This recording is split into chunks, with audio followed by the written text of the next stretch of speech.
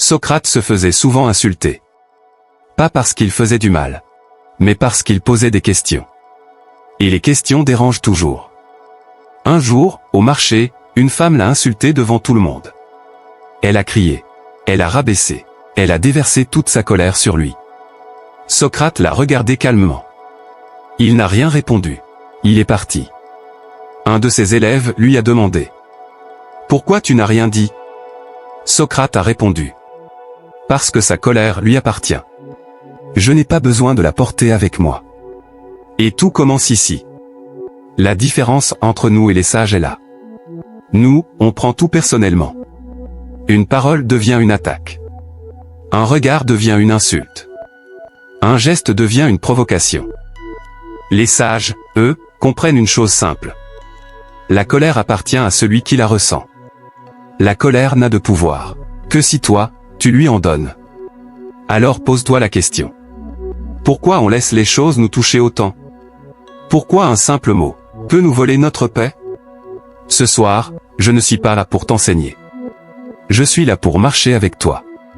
Deux personnes. Même chemin. Même recherche. Parce que la vraie bataille n'est jamais contre les autres. Elle est contre ce feu intérieur qui s'allume trop vite. Imagine un instant. Une pièce calme. Lumière douce. La nuit dehors. Un peu de silence. On commence ici. Dans ce calme. Et on se pose une question essentielle. Comment vivre sans être prisonnier de la colère? Comment rester stable quand tout autour essaie de nous déséquilibrer? Tu vas peut-être te dire. C'est impossible, on est humain. Oui, justement. Être humain, ce n'est pas être contrôlé par ses émotions. C'est apprendre à les comprendre. À les maîtriser. À ne pas leur obéir aveuglément. Il y a plus de 2000 ans, un homme appelé Zénon a tout perdu. Son bateau. Son argent.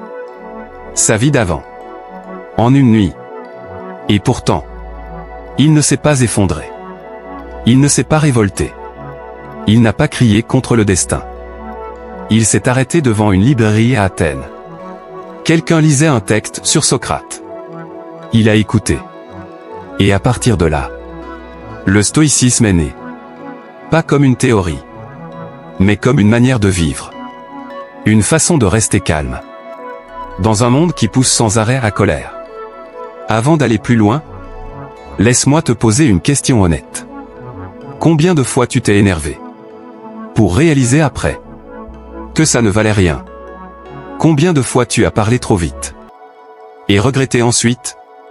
Combien de conflits n'ont rien apporté, à part de la fatigue?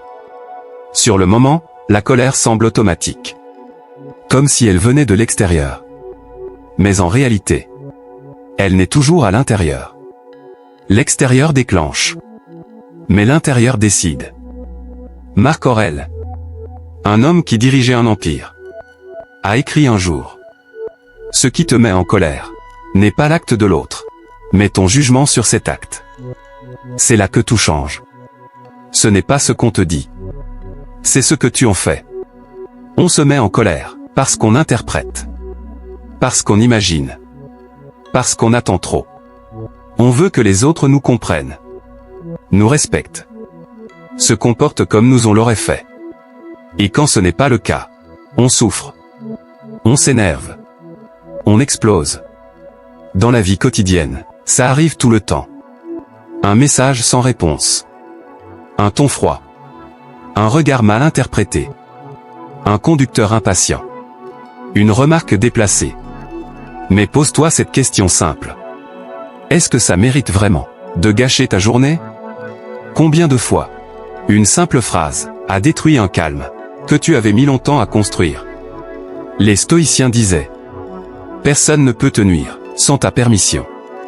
Tu crois que les autres ont le contrôle. Mais la clé est déjà dans ta main. Imagine ton cœur comme une pièce avec une porte. Tout le monde peut frapper. Mais personne n'entre. Si tu ne l'ouvres pas, la colère commence. Quand tu laisses entrer ce qui aurait dû rester dehors. Alors non, on ne ferme pas la porte complètement. On ne devient pas insensible. Mais on apprend à choisir. Qui entre et qui reste dehors. C'est ça, la vraie force. Épictète disait: si tu veux être invincible, n'attends rien des autres. Pas par pessimisme, mais par liberté. Moins tu attends, moins tu es déçu. Moins tu es déçu, moins tu es en colère.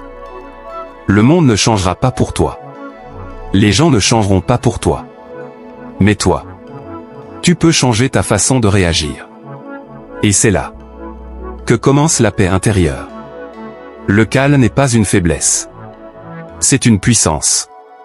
Parce que quand tu es calme, personne ne peut te manipuler. Alors avance doucement.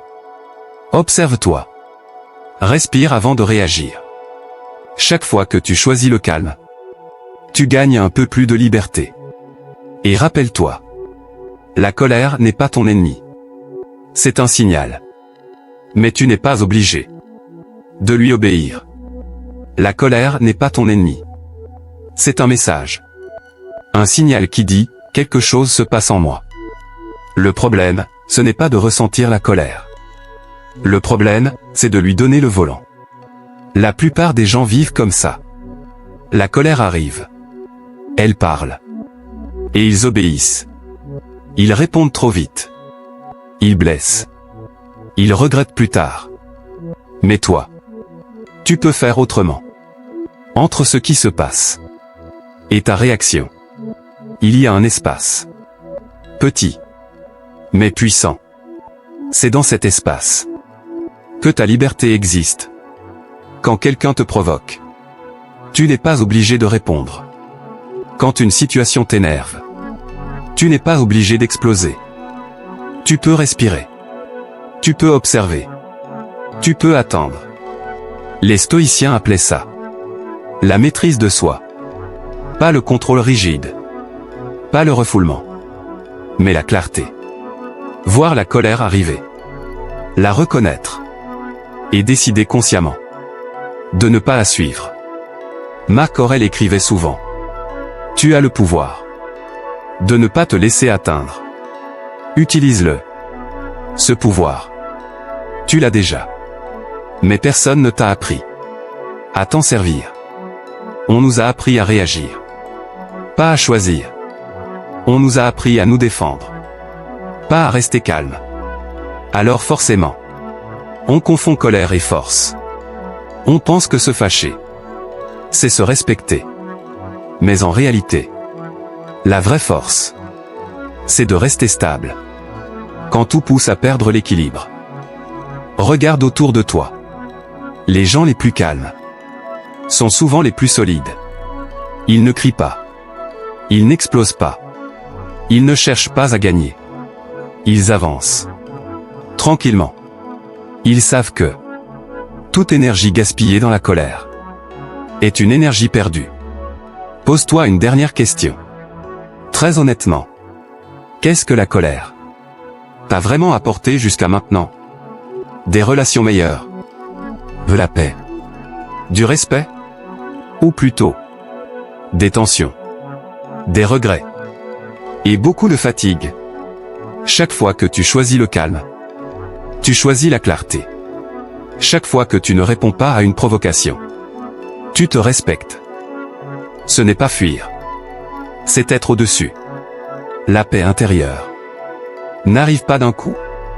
C'est une pratique. Un entraînement quotidien. Parfois tu échoueras. Parfois tu t'énerveras encore.